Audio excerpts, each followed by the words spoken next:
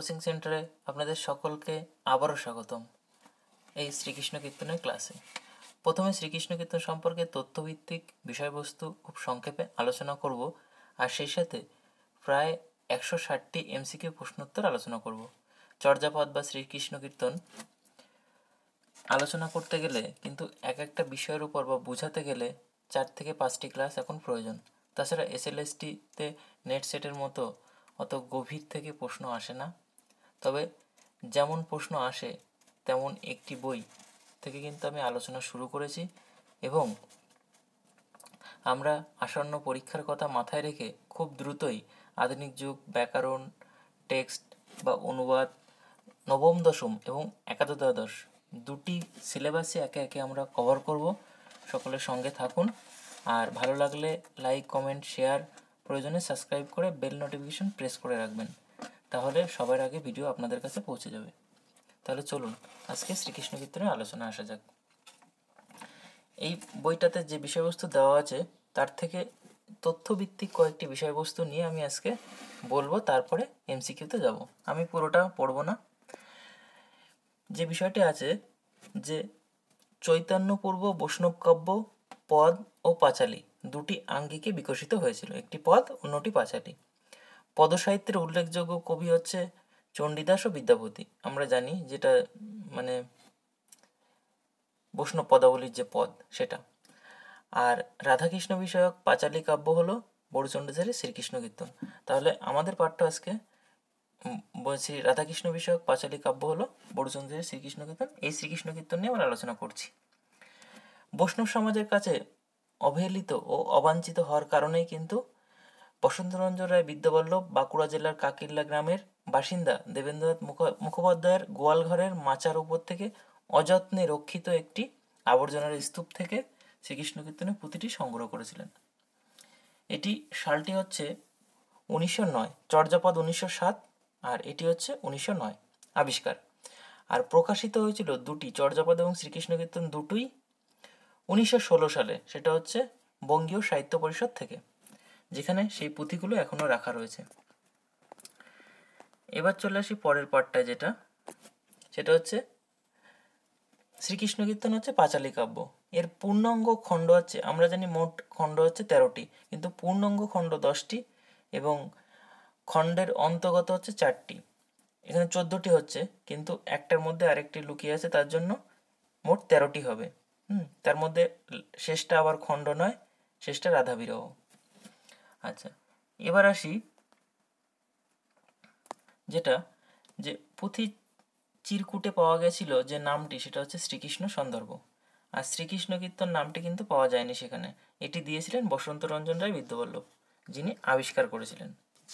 কিন্তু বিমান বিহারী মজুমদার শ্রীকৃষ্ণ সন্দর্ভ নামটি দেওয়ার পক্ষপাতী ছিলেন।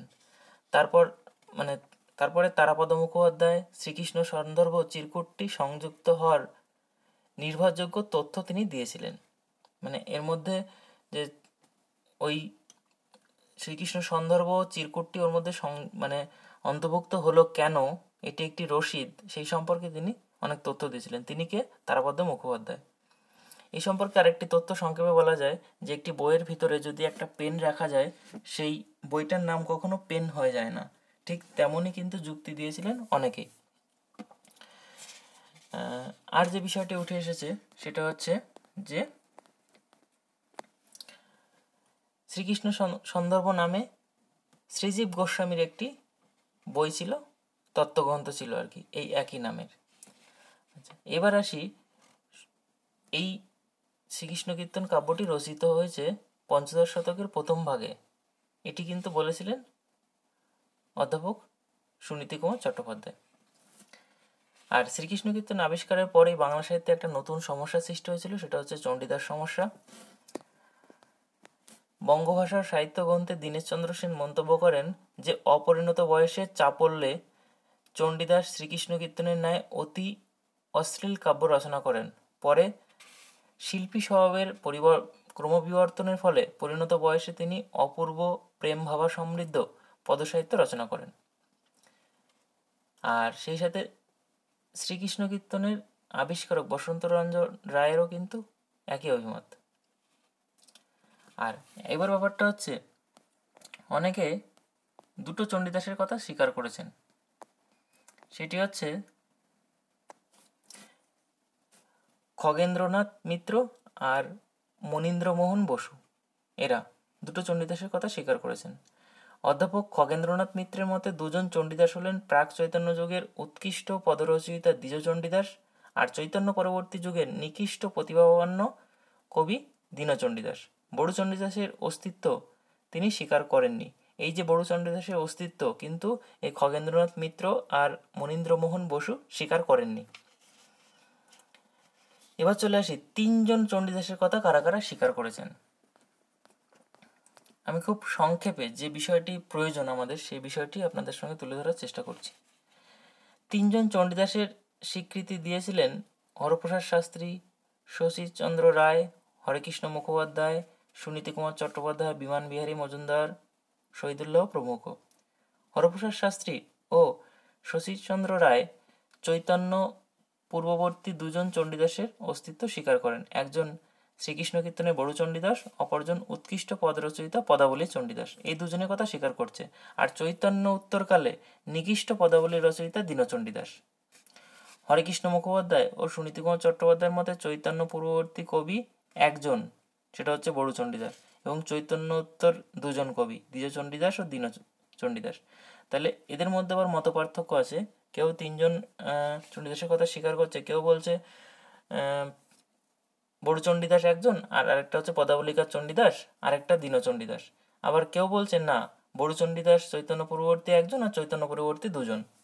এরকমভাবে একাধিক লোক একাধিক মত পোষণ করছেন। বিমান বিহারী মজুমদার আবার চারজন চণ্ডীদাসের কথা স্বীকার করেছেন।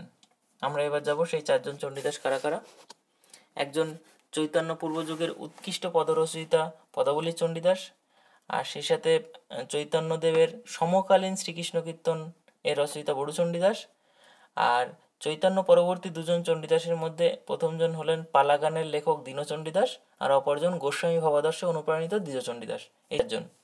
এই উপরিউক্ত মতের প্রতিষ্ঠাতা বিমান বিহারী মজুমদারের মতোই বাংলা সাহিত্যের ইতিবৃত্ত গ্রন্থের লেখক অসিত কুমার বন্দ্যোপাধ্যায় ও চারজন চণ্ডীদাসের কথা স্বীকার করেছেন। আচ্ছা, এবার চলে আসি যে যাই হোক, চণ্ডীদাস সমস্যা সুদীর্ঘকাল থেকেই হয়ে আসছে। এবার চলে আসি যে মূলত শ্রীকৃষ্ণ কীর্তনের যে চণ্ডীদাস, যে শ্রীকৃষ্ণ কীর্তন লিখেছেন যিনি, যে বড়ু চণ্ডীদাস, সেই সম্পর্কে আমরা আসি। বড়ু চণ্ডীদাস বাঁকুড়া জেলার সাতনা গ্রামে জন্মগ্রহণ করেন। আর দ্বিজ চণ্ডীদাস, সেই সূত্রে একটা বিষয় বলা হচ্ছে, দ্বিজ চণ্ডীদাস বীরভূমের নান্নুর গ্রামে। দুজনেই বাসুলী দেবীর ভক্ত। বাসুলী বলতে বয়াকার দন্তস্বা লয়হর্ষী, দুজনই কিন্তু বাসুলী দেবীর ভক্ত। এই যে দেখুন, দুইজনই বাসুলী দেবীর ভক্ত, কিন্তু ভনিতায় শুধু বাসুলী আর দ্বিজ চণ্ডীদাস কিন্তু বাসুলী, এই বানানটা একটু দেখবেন, বাসুলী দেবীর বানানের পার্থক্য রয়েছে। এবার যেটাতে আসি সেটা হচ্ছে বড়ু চণ্ডীদাস শ্রীকৃষ্ণ কীর্তন কাব্যের রচয়িতা, আর চণ্ডীদাসের উপাধি হিসাবে শ্রীকৃষ্ণ কীর্তন কাব্যে অনেক ভিন্ন ভিন্ন নাম ব্যবহার করা হয়েছে। কখনো অনন্ত বড়ু চণ্ডীদাস, এই যে আপনারা দেখতে পাচ্ছেন যে কখনো অনন্ত বড়ু চণ্ডীদাস, কখনো শুধু চণ্ডীদাস, আবার কখনো বড়ু চণ্ডীদাস। আচ্ছা, এবার আসি ভিন্ন একটু তথ্যে, সেটা হচ্ছে তবু এই প্রসঙ্গে সুকুমার মুখোপাধ্যায় একটি অভিমতকে এখানে স্মরণ করতে হয়। সুকুমার মুখোপাধ্যায়ের মত অনুযায়ী কবির প্রকৃত নাম অনন্ত, অনন্ত বা আনন্ত। তাহলে এটা কে বলেছেন? সুকুমার মুখোপাধ্যায়। কাব্যের 7 জায়গার ভনিতায় আছে অনন্ত বড়ু চণ্ডীদাস, 7 ভনিতায় আছে অনন্ত বড়ু চণ্ডীদাস। অনন্ত হচ্ছে নাম কবির, চণ্ডীদাস হচ্ছে উপাধি, আর বড়ু শব্দটি তার পদ বা সে শ্রেণীর, অর্থাৎ ব্রাহ্মণ বা এই জাতীয় শ্রেণীর পরিচয় কিন্তু এখানে পাওয়া যায়। আচ্ছা, এবার শ্রীকৃষ্ণ কীর্তন কাব্যে অনন্ত বড়ু চণ্ডীদাস ব্যবহৃত হয়েছে 7 বার। অনন্ত বড়ু চণ্ডীদাস এই কথাটি ব্যবহৃত হয়েছে 7 বার। শুধু চণ্ডীদাস, এটা মাথায় রাখবেন আপনারা, শুধু চণ্ডীদাস 107 বার, আর বড়ু চণ্ডীদাস 298 বার। তাহলে একাধিকবার কিন্তু বড়ু চণ্ডীদাস ব্যবহার করা হয়েছে। সেই জন্য আমরা সবসময় বলি যে শ্রীকৃষ্ণ কীর্তনের রচিত হলেন বড়ু চণ্ডীদাস। আচ্ছা, শ্রীকৃষ্ণ কীর্তনকার চণ্ডীদাস চৈতন্য পূর্ববর্তী কবি, এটা তার কারণও অনেক দেখানো হয়েছে যে চৈতন্য পূর্ববর্তী কবি। যেমন চৈতন্য সমসাময়িক সনাতন গোস্বামীর বৃহৎ বৈষ্ণব তোষণীতে চণ্ডীদাসের দানখণ্ড নৌকাখণ্ডের কথার উল্লেখ আছে, যা একমাত্র চণ্ডীদাসে পাওয়া যায়। সুতরাং এই সঙ্গে বলা যায় যে শ্রীকৃষ্ণ কীর্তন রচয়িতা চণ্ডীদাস চৈতন্য পূর্বযুগের কবি। শ্রীকৃষ্ণ কীর্তনে চণ্ডীদাস এবং পদাবলী চণ্ডীদাসের জন্মস্থান আলাদা, ভিন্ন ভিন্ন দেবীর উপাসনা, ভাষা নৈপুণ্য, গঠনশৈলী ভিন্ন ভিন্ন হয়। একথা নিঃসন্দেহে বলা যায় যে শ্রীকৃষ্ণ কীর্তনের চণ্ডীদাস এবং পদাবলীর চণ্ডীদাস দুজনেই ভিন্ন এবং স্বতন্ত্র ব্যক্তি। এবার আমরা চলে আসি প্রশ্নোত্তর আলোচনায়। আচ্ছা, শ্রীকৃষ্ণ কীর্তন কাব্যে বড়ু চণ্ডীদাস ভণিতা যতবার ব্যবহৃত হয়েছে সেটা আমরা দেখলাম যে 208 বার। শ্রীকৃষ্ণ কীর্তন কাব্যে যে ভণিতা ব্যবহৃত হয়নি সেটা হচ্ছে অনন্ত চণ্ডীদাস, অনন্ত বড়ু চণ্ডীদাস বা বড়ু চণ্ডীদাস ব্যবহৃত হয়েছে, দ্বিজ চণ্ডীদাস এটা কিন্তু ব্যবহৃত হয়নি। তার মানে এটাই আমাদের রাইট অ্যান্সার। পরবর্তী প্রশ্ন, শ্রীকৃষ্ণ কীর্তন কাব্যে শুধু চণ্ডীদাস ভণিতা ব্যবহৃত হয়েছে কতবার? শুধু চণ্ডীদাস 107 বার ব্যবহৃত হয়েছে, এটা আমাদের রাইট অ্যান্সার। শ্রীকৃষ্ণ কীর্তন কাব্যে অনন্ত বড়ু চণ্ডীদাস ব্যবহৃত হয়েছে 7 বার। চলুন, শ্রীকৃষ্ণ কীর্তন কাব্যে খণ্ডিত পদের সংখ্যা হচ্ছে 15টি। শ্রীকৃষ্ণ কীর্তন কাব্যে যতগুলি পদে ভণিতা পাওয়া যায়নি সেটা হচ্ছে 8টি পদে ভণিতা পাওয়া যায়নি। অনেকে 7টি বলেন, আবার মতভেদে 8টি। ঠিক আছে, এটা একটু মাথায় রাখবেন। শ্রীকৃষ্ণ কীর্তন কাব্যের প্রকৃত নাম অনন্ত বলে যে সমালোচক দাবি করেন, এটা আমরা একটু আগে দেখলাম যে অনন্ত বা আনন্ত বলে দাবি করেছেন কিন্তু সুকুমার মুখোপাধ্যায়। শ্রীকৃষ্ণ কীর্তন কাব্যের সম্পূর্ণ খণ্ড সংখ্যা কটি? সম্পূর্ণ মানে খণ্ডিত নয়, সেটা হচ্ছে 10টি। শ্রীকৃষ্ণ কীর্তন কাব্যের মোট পদ সংখ্যা কিন্তু 418টি। শ্রীকৃষ্ণ কীর্তন কাব্যে ব্যবহৃত সংস্কৃত শ্লোক 161টি। শ্রীকৃষ্ণ কীর্তন কাব্যে যতগুলি সংস্কৃত শ্লোক একাধিকবার ব্যবহৃত হয়েছে সেটা হচ্ছে 28টি।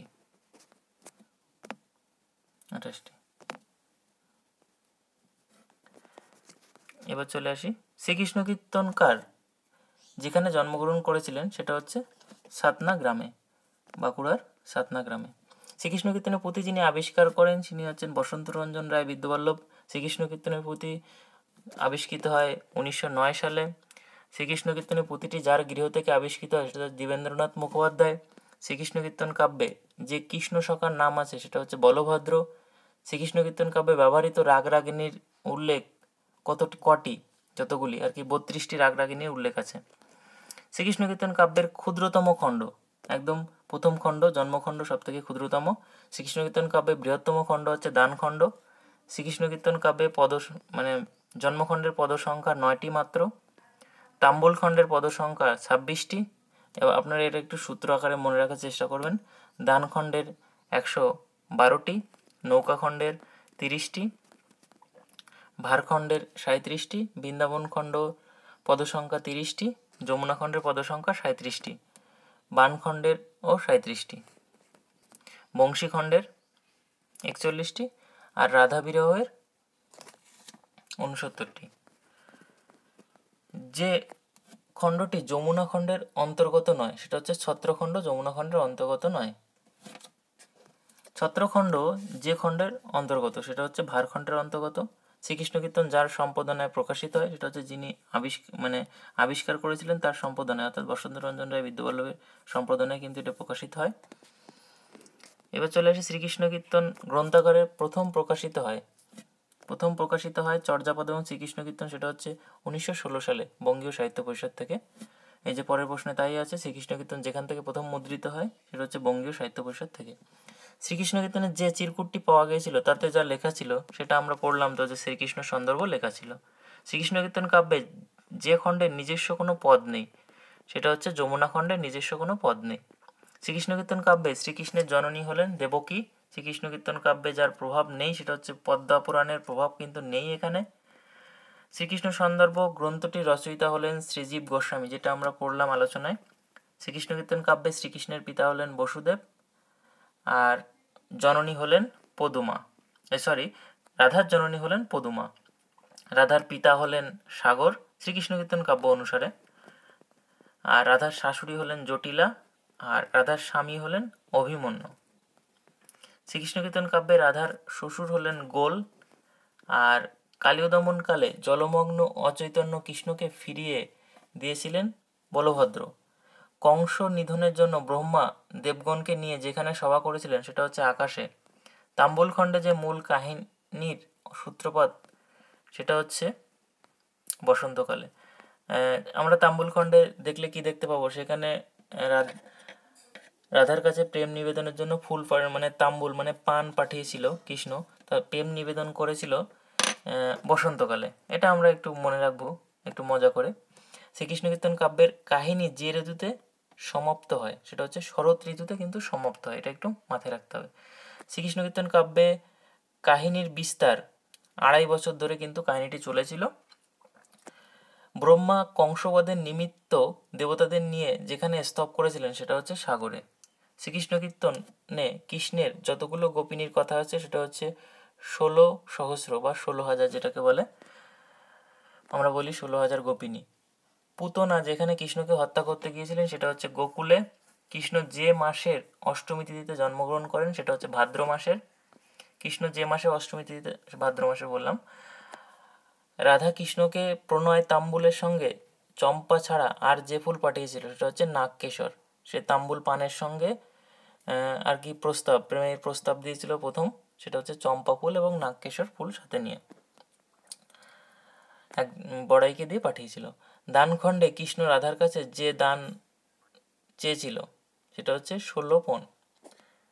কৃষ্ণ রাধার কাছে যেতে যে পারানি চেয়েছিল, অর্থাৎ এই যে নৌকা পারাপার করে দেওয়ার জন্য কৃষ্ণ কি চেয়েছিল, যে এটা দিলে আমি তা পার করে দেবো, সেটা হচ্ছে সাতেশ্বরী হার দিতে হবে তবেই কিন্তু পার করে দেবে।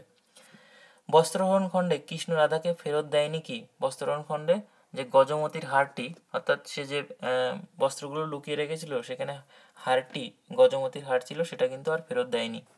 শ্রীকৃষ্ণ কীর্তনে উল্লেখিত নিদ্রা মন্ত্রের নাম সেটা হচ্ছে নিদ্রা অলি, এটা আপনারা একটু মনে রাখবেন। কৃষ্ণ যার কাছ থেকে বংশী পেয়েছিলেন সেটা হচ্ছে হরগৌরীর কাছ থেকে, কিন্তু এই বংশী অর্থাৎ তার বাঁশিটি, যে বাঁশিতে রাধাকে মোহিত করে সেই বাঁশিটা কিন্তু হরগৌরী তাকে দিয়েছিল। শ্রীকৃষ্ণ কীর্তনে যতগুলি পদে ধ্রুবপদ নেই সেটা হচ্ছে 74টি পদে ধ্রুবপদ নেই। যে রাগে শ্রীকৃষ্ণ কীর্তন সবচেয়ে বেশি পদ রচিত হয়েছে সেটা হচ্ছে পাহাড়িয়া রাগে। একটি পদে সর্বাধিক যতগুলি ধ্রুবপদ রয়েছে সেটা হচ্ছে 9টি। শ্রীকৃষ্ণ কীর্তন যত সংখ্যক পদে সর্বাধিক ধ্রুবপদ আছে 308টি পদে। বড়ু চণ্ডীদাসের শ্রীকৃষ্ণ কীর্তন কাব্যের ঘটনা বিন্যাসে পুরাণের ক্রমভঙ্গ করে যে খণ্ডের উপস্থাপন করেছেন সেটা হচ্ছে বৃন্দাবন খণ্ড। শ্রীকৃষ্ণ কীর্তন কাব্যের যে খণ্ডটি খণ্ডান্তর্গত নয় সেটা হচ্ছে যমুনা খণ্ড। শ্রীকৃষ্ণ কীর্তনে কাব্যে ব্যবহৃত ঘড়ি শব্দের রবীন্দ্রনাথ যে অর্থ করেছেন, ঘড়ি মানে ওই ঘোড়া, যেটাকে আমরা বিবাহের জন্য ব্যবহার করি, ঘড়ি বা ঘোড়া এই জাতীয় শব্দ যেটা, সেটা হচ্ছে ঘট অর্থে ব্যবহার করেছেন রবীন্দ্রনাথ ঠাকুর। মহাদানী কৃষ্ণের কাছে রাধার দেহ ও আভরণের মোট ধার্য মূল্য কত ছিল, সেটা হচ্ছে 3 কোটি মুদ্রা। দানখণ্ডের ঘটনা যেটি হয়েছিল ঋতুতে সেটা হচ্ছে গ্রীষ্মের ঋতুতে। আমরা এভাবে মনে রাখবো যে দানখণ্ড হয়েছিল মানে সেটা হচ্ছে গ্রীষ্মকালে প্রচণ্ড গরমের সময়। এভাবে আমরা মনে রাখবো যে দান করেছিল প্রচণ্ড, বা দানখণ্ডটি ছিল প্রচণ্ড গরমের সময় কথা। আর নৌকাখণ্ড, নৌকা সাধারণত কোন ঋতুতে, বর্ষা ঋতুতে, তাই আমরা মনে রাখবো যে নৌকাখণ্ডের ঘটনা কিন্তু বর্ষা ঋতুতে। আমরা এভাবে মনে রাখার জন্য আপনাদের একটু বললাম, এবার আপনাদের মতো করে আপনারা মনে রাখতে পারেন। ভারখণ্ডের ঘটনা যে ঋতুতে হয়েছিল এটা হচ্ছে শরৎ ঋতুতে। আমরা এভাবে মনে রাখবো যে এই ভার বহন করে নিয়ে গেছিল দধিদুগ্ধের ভার, সেটা হচ্ছে শরতের আকাশের নিচে নিচ দিয়ে, এভাবে আমরা মনে রাখবো।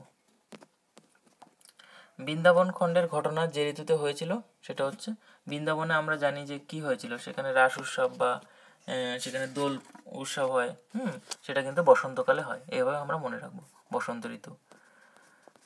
বানখণ্ড অর্থাৎ যে মদন বান যেটাকে বলে বা পুষ্পক বান, সেই বান কিন্তু মারা হয়েছিল বসন্তকালে। যেহেতু বসন্তকাল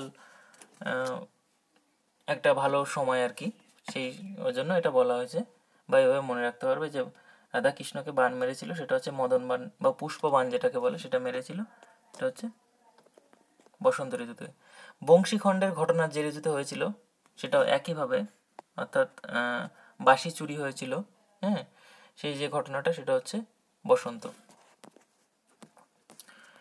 কৃষ্ণ ভার বহনের জন্য যে কাঠ দিয়ে বাঘ বানিয়েছিলেন, অর্থাৎ ঘোষেরা, যে আগেকার দিনে ঘোষেরা বা যারা মিষ্টি বিক্রেতারা এরকম বাঘ টাইপের এখনও ব্যবহার করেন, বাঁকা অংশ দুই পাশে আর কি তাদের দধি দুগ্ধের পর্সাগুলো ঝুলে থাকে, সেই লাঠিটা, কাঠটা কৃষ্ণ বানিয়েছিলেন চামড় দিয়ে, চামড় কাঠ দিয়ে। শ্রীকৃষ্ণ কীর্তন কাব্যে শ্রীকৃষ্ণ সন্দর্ভে নাম বা নামের পক্ষপাতী ছিলেন হচ্ছে, এখানে অসিত কুমার বন্দ্যোপাধ্যায় দেওয়া হয়েছে, কিন্তু আমার মতে বিমান বিহারী মজুমদার কিন্তু এই নামের পক্ষপাতী ছিলেন। কৃষ্ণ রাধার কাছে যত বছরের দান চেয়েছিল সেটা হচ্ছে 12 বছরের। কৃষ্ণ রাধাকে মামির পরিবর্তে কি ভাবতো? কৃষ্ণ তো মানে কৃষ্ণ রাধাকে মামি বলার কথা, কিন্তু তাকে শালিকা হিসেবে ভাবতো কৃষ্ণ। কৃষ্ণ রাধাকে প্রণয় তাম্বুলের সঙ্গে যে ফুল পাঠিয়েছিল সেটা আমরা বললাম চম্পা ফুল আর নাগকেশর, সেটা বললাম, এখানে চম্পাই হবে যেহেতু অপশানে আছে। শ্রীকৃষ্ণ কীর্তনে প্রাপ্ত পুঁথিতে যতগুলো লিপিকারের হস্তলিপি পাওয়া যায় সেটা হচ্ছে 3 জন। শ্রীকৃষ্ণ কীর্তনে প্রাপ্ত পুঁথিতে বিভিন্ন সময় যতজন সংশোধকের হস্তলিপি পাওয়া যায় সেটা 5 জন। শ্রীকৃষ্ণ কীর্তনে প্রাপ্ত পুঁথিতে যতগুলি লিপিকরকৃত তোলাপাট পাওয়া গেছে সেটা হচ্ছে 13টি। শ্রীকৃষ্ণ কীর্তনে প্রাপ্ত পুঁথিতে সংশোধকেরা যতগুলি তোলাপাট সংশোধন করেছেন সেটা হচ্ছে 120টি। শ্রীকৃষ্ণ কীর্তনের পুঁথিতে সর্বমোট যতগুলি তোলাপাট সংগৃহীত হয়েছে 133টি। যে বিদেশি শব্দের প্রয়োগ শ্রীকৃষ্ণ কীর্তনে দেখা যায় সেটা হচ্ছে ফার্সি। বিমান বিহারী মজুমদার শ্রীকৃষ্ণ কীর্তন কাব্যে যে নাম দিয়েছেন সেটা হচ্ছে রাধাকৃষ্ণের ধামালি। তাহলে ওই অপশানটা যে আমরা অসিত কুমার বন্দ্যোপাধ্যায় বলেছিলাম শ্রীকৃষ্ণ সন্দর্ভ, ওটা কিন্তু ঠিক হবে বলেই মনে হচ্ছে, তাও আপনারা একটু যাচাই করে দেখবেন। কারণ যেহেতু বিমান বিহারী মজুমদার নামটিকে মত দিয়েছিলেন, কিন্তু নাম দিয়েছিলেন কিন্তু রাধাকৃষ্ণের ধামালি, ওটা একটু কনফিউশনে থাকলে আপনারা একটু দেখে নেবেন। আর এই যে প্রশ্নগুলো তার পিডিএফ যদি আপনারা পেতে চান তাহলে আমার টেলিগ্রাম গ্রুপে যুক্ত হয়ে যাবেন, আমি সেখানে পিডিএফটা দিয়ে দেবো। বঙ্গীয় সাহিত্য পরিষদ থেকে প্রকাশিত শ্রীকৃষ্ণ কীর্তনের মুখবন্ধ রচনা করেন কিন্তু রামেন্দ্র সুন্দর ত্রিবেদী। শ্রীকৃষ্ণ কীর্তন কাব্যে রাধা তার অবতার, সেটা কার অবতার? সেটা হচ্ছে লক্ষ্মীর অবতার। হাচি জিঠি আওর উঝট না মানিল ছত্রটিতে জিঠি শব্দের অর্থ হচ্ছে টিকটিকি। কোনটি ঠিক শ্রীকৃষ্ণ কীর্তন কাব্যে? শ্রীকৃষ্ণ কীর্তন কাব্যে যেটি ঠিক হচ্ছে, রাধার সখীদের নাম নেই আর কৃষ্ণের সখীদের নাম আছে, অর্থাৎ রাধার সখীদের নাম আমরা পাই না, শুধু 16,000 গোপিনী বা সখী পাই, কিন্তু কৃষ্ণের সখাদের অনেকের নাম আমরা পাই। শ্রীকৃষ্ণ কীর্তন কাব্যে প্রারম্ভিক খণ্ডের ক্রম হলো জন্ম, তাম্বুল, দান, নৌকা, এভাবে 13টি খণ্ড আপনাদের ক্রম অনুযায়ী মনে রাখতে হবে। অবশ্যই পরীক্ষার জন্য আপনারা একটা সূত্র করতে পারেন, আমি সেই অনেক আগে একটা সূত্র করে রেখেছিলাম, সেই অনুযায়ী কিন্তু এখনও সেইভাবেই মনে রয়েছে। শ্রীকৃষ্ণ কীর্তন কাব্যে রাধার জন্মের কথা আছে জন্মখণ্ডে, জন্মের কথা জন্মখণ্ডে রয়েছে। আর কৃষ্ণ রাধাকে প্রণয় তাম্বুলের সঙ্গে যে ফুল পাঠিয়েছিল সেটা হচ্ছে চম্পা নাগকেশর, যেটা আগে আমরা পেলাম। রাধা বিরহ প্রক্ষিপ্ত বলে মন্তব্য করেছেন বিমান বিহারী মজুমদার। শ্রীকৃষ্ণ কীর্তন 14শ শতাব্দীর লেখা লিপি বিচারের কথা রাখালদাস বন্দ্যোপাধ্যায় কিন্তু একথা বলেছেন, এই লিপি বিচার করে তিনি। শ্রীকৃষ্ণ কীর্তন নামের পরিবর্তে শ্রীকৃষ্ণ সন্দর্ভ নামটি দেওয়ার প্রস্তাব প্রথম করেছিলেন কিন্তু নলিনীনাথ দাশগুপ্ত। শ্রীকৃষ্ণ কীর্তন কাব্যের ছন্দ মূলত মিশ্রবৃত্ত ছন্দ। আর শ্রীকৃষ্ণ কীর্তন কাব্যের দান খণ্ডের ঘটনা যেখানে ঘটেছে সেটা হচ্ছে কদমতলায়। এর একটা চার্ট রয়েছে অনেক বড়, কোন খণ্ড কোথায় ঘটেছে, যখন এমএ করেছিলাম তখন সেই চার্টটা আমরা মুখস্থও করেছিলাম, যে কোন খণ্ড কোথায় কদমতলা, কোথায় ঘাটে, কোন দানখণ্ড কোথায় হয়েছে, ছত্রখণ্ড কোথায় হয়েছে, তার একটা সুন্দর চার্ট কিন্তু অমৃতসূদনের ওই বইটাতে কিন্তু রয়েছে, আপনারা দেখে নিতে পারেন। কদমতলায় তাম্বুল খণ্ডের ঘটনা যেখানে সংঘটিত হয়েছে সেটা হচ্ছে বকুলতলায়। শ্রীকৃষ্ণ কীর্তন কাব্যের রাধার বস্ত্রহরণের ঘটনা যেখানে ঘটেছে সেটা হচ্ছে কদমতলায়। শ্রীকৃষ্ণ কীর্তন কাব্যে প্রথম পদে যার কথা ব্যক্ত হয়েছে সেটা হচ্ছে পৃথিবীর কথা। শ্রীকৃষ্ণ কীর্তন কাব্যের যে খণ্ডে জয়দেবের গীত গোবিন্দের প্রভাব আছে সেটা হচ্ছে বৃন্দাবন খণ্ড আর রাধা বিরহে। যেখানে সূচি না এ তথা বাটিয়া বায়ে, শ্রীকৃষ্ণ কীর্তন কাব্যে এই প্রবাদটি যার মুখে শোভা পেয়েছিল সেটা হচ্ছে শ্রীকৃষ্ণের মুখে। ললাটের লিখন না যায় খণ্ডন, অর্থাৎ ললাটের লিখন খণ্ডানো যায় না, এ কথা কিন্তু রাধা বলেছিল। মাকড়ের হাতে যেন ঝুনা নারকেল, শ্রীকৃষ্ণ কীর্তন কাব্যে ব্যবহৃত এই পংক্তিটিতে মাকড় বলতে বোঝানো হয়েছে কৃষ্ণ। শ্রীকৃষ্ণ কীর্তন কাব্যে যে নদীর নাম উল্লেখিত আছে যমুনা ও কালিন্দী, আমরা দুটো নদীরই নাম পাই। বসন্ত রঞ্জন রায় বিদ্যাবল্লভের জীবিতকালে তার সম্পাদনায় শ্রীকৃষ্ণ কীর্তনের পুঁথি যতগুলি সংস্করণ হয়েছিল, 3টি সংস্করণ হয়েছিল বসন্ত রঞ্জন রায়ের সম্পাদনায়। কিন্তু বসন্ত রঞ্জন রায় বিদ্যাবল্লভের জীবিতকালে কিন্তু আরেকবার সম্পাদিত হয়েছিল, 4বার সম্পাদিত ছিল, 3বার তার নামে আর 4 নম্বর বার অন্য একজনের নামে। শ্রীকৃষ্ণ কীর্তন কাব্যের কোন সংস্করণ পণ্ডিতেরা প্রামাণ্য সংস্করণ হিসেবে গ্রহণ করেন, সেটা হচ্ছে 3য় সংস্করণটাকে। শ্রীকৃষ্ণ কীর্তন যে সালে শ্রীকৃষ্ণ কীর্তন প্রামাণ্য সংস্করণ প্রকাশিত হয় সেটা হচ্ছে 1356 বঙ্গাব্দে।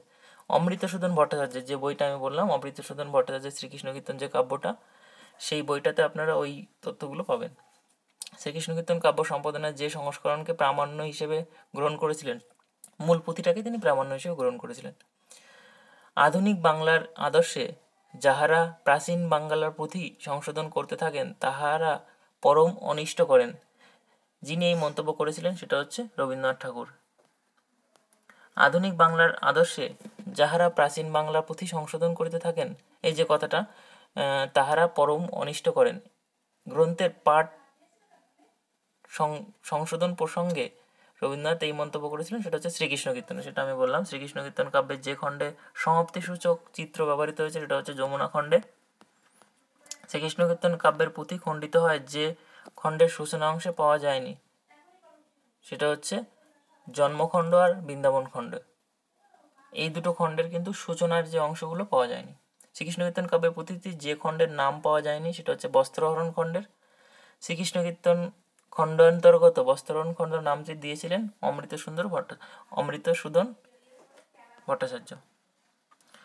আম্মা না চিহ্নসি গোত্র মোগলি গোয়ালি শঙ্খচক্র আম্মে গদা সারঙ্গধারী উদ্ধৃতিতে শ্রীকৃষ্ণ কীর্তন কাব্যের যে খণ্ডে রয়েছে সেটা হচ্ছে দানখণ্ড। সম্পাদক বসন্ত রঞ্জন রায় শ্রীকৃষ্ণ কীর্তনকে অভিহিত করেছিলেন নাটগীতি শ্রেণীর গীতিকাব্য। শ্রীকৃষ্ণ কীর্তন কাব্যের পুঁথিতে দানখণ্ড 60 সংখ্যক পদের একটি চরণ হল পাজি পুঁথি চিরিব বাস হাতে। পাজি পুঁথি বা চিরিব এর মধ্যে যে তোলা পাঠ বসানো হয়েছে সেটা হচ্ছে তোম্মার। শ্রীকৃষ্ণ কীর্তনে প্রাপ্ত সংস্কৃত শ্লোকগুলির মোট সংখ্যা হচ্ছে 133টি। শ্রীকৃষ্ণ কীর্তন কাব্যের দানখণ্ডে 82 সংখ্যক পদে আছে পাপের গুণ্ডন বুধি আম্মে জানি, পরে আম্মে আর জননীর মাঝে যে পদ বসানো হয়েছে সেটা হচ্ছে ভালে। শ্রীকৃষ্ণ কীর্তন কাব্যের দানখণ্ডের 191 সংখ্যক পদের একটি চরণ হলো পাঞ্চ দুর্গতি কান্ন করিল আম্মার। এখানে দুর্গ শব্দের স্থানে প্রথম পুঁথিতে যা লেখা ছিল সেটা হচ্ছে সাঙ্গ। শ্রীকৃষ্ণ কীর্তন কাব্যের পুঁথি যতগুলি সমাপ্তি নির্দেশক চিহ্ন ব্যবহৃত হয়েছে সেটা হচ্ছে 3 প্রকার। শ্রীকৃষ্ণ কীর্তনের পুঁথি যে কাগজে লেখা সেটা হচ্ছে তুলট কাগজ, আর চর্যাপদ কিন্তু তালপাতায়। বসন্ত রঞ্জন রায় আবিষ্কৃত শ্রীকৃষ্ণ কীর্তনের পুঁথির আকার হচ্ছে 13.1/4 ইন্টু 3.3/4 ইঞ্চি। এটা একটু আপনারা মাথায় রাখবেন। চণ্ডীদাস রচিত চণ্ডীদাস চরিত অনুসারে বড়ু চণ্ডীদাসের পিতার নাম হচ্ছে ভবানীচরণ।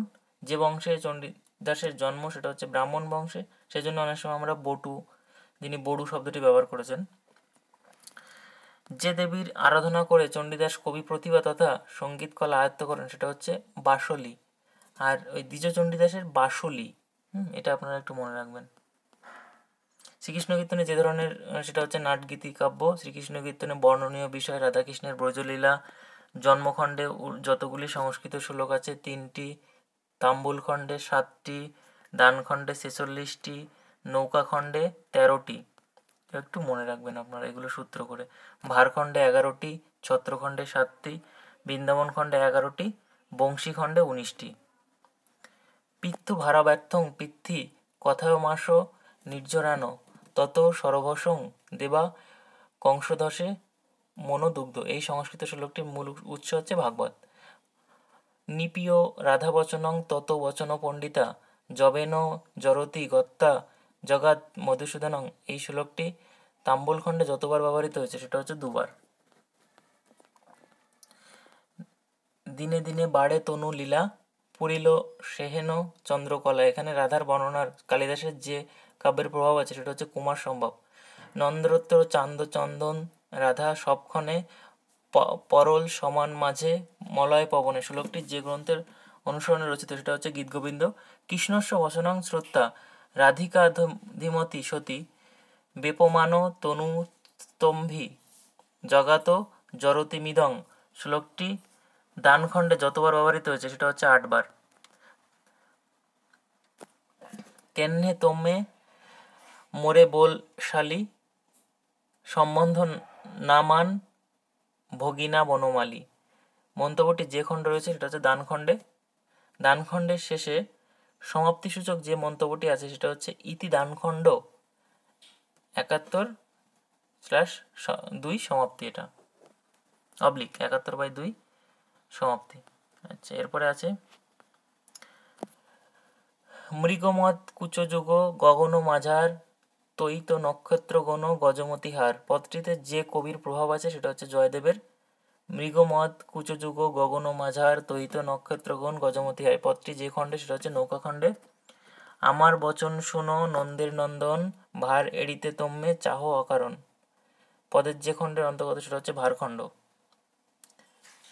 ছত্রখণ্ডের শিরোনাম হলো অথ ভারখণ্ড অন্তর্গত ছত্রখণ্ড। অথ ভারখণ্ড অন্তর্গত ছত্রখণ্ড, এটা কিন্তু ছত্রখণ্ডের শিরোনামে প্রথমেই আছে। ছত্রখণ্ডের পর যে পাতাগুলি পাওয়া যায় না সেটা হচ্ছে 104 থেকে 111 সংখ্যক পাতা।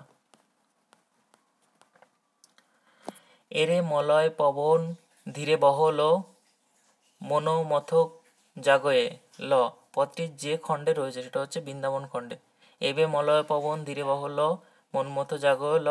পদটিতে জয়দেবের যে পদের সাদৃশ্য আছে সেটা হচ্ছে বহতি মলয় সমীরে মদন মুপনিধায়। তোর রতি আসে আসে গেলা অভিসারে সকল শরীর বেশ করি মনোহরে। পদটি যে খণ্ডের অন্তর্গত সেটা হচ্ছে বৃন্দাবন খণ্ডের। তোর রতি আসো আসে গেলা অভিসারে পদটি জয়দেবের অনুকরণে ধরা পড়েছে সেটা হচ্ছে রতি সুখ সারে গতমভিসারে মদন মনোহর বেশম।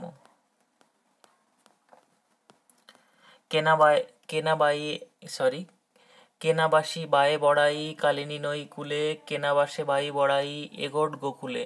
পদটি যে খণ্ডের অন্তর্গত সেটা হচ্ছে বংশীখণ্ড। এধন যৌবন বড়াই সবই অসার সিন্ডিয়া ফেলাইব গজমতির হার। এই আক্ষেপোক্তি যে খণ্ডে ধরা পড়েছে সেটা হচ্ছে রাধাবিরহ খণ্ডে। রাধাবিরহের শেষ পদটি যে রাগের সেটা হচ্ছে বিভাস রাগের। এবং এটাই আমাদের শেষ প্রশ্ন। তার আগে আপনাদের কাছে ছোট্ট একটা অনুরোধ, যদি ভিডিওটি একটু ভালো লাগে তাহলে অবশ্যই লাইক করবেন আর মন্তব্য দেবেন আপনাদের মূল্যবান, আর সেই সাথে অন্য বন্ধুদের কাছে শেয়ার করবেন এবং সাবস্ক্রাইব করবেন। শ্রীকৃষ্ণ কীর্তনে যিনি মুখবন্ধ রচনা করেন তিনি হচ্ছেন রাবেন্দ্র সুন্দর ত্রিবেদী। আজকের মতো এই পর্যন্ত, ভালো থাকবেন সবাই।